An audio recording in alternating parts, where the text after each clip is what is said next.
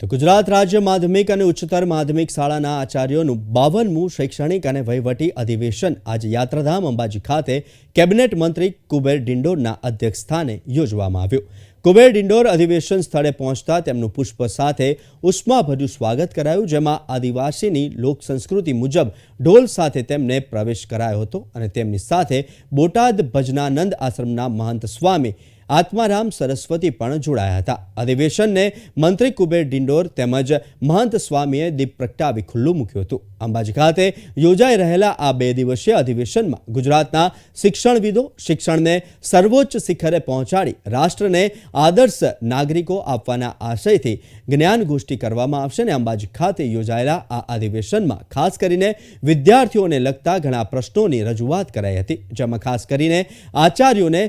300 રજાઓનું રોકડમાં રૂપાંતર કરવા અને ફાજલનું રક્ષણ આપવા અને ગ્રાન્ટેડ શાળામાં સ્માર્ટ ક્લાસ આપવાની માંગ સાથે જૂની પેન્શન યોજના લાગુ કરવા માંગ કરી હતી અને 2005 પહેલાના પેટર્ન પ્રમાણે ચૂકવણું કરવા રજૂઆત કરવામાં આવી।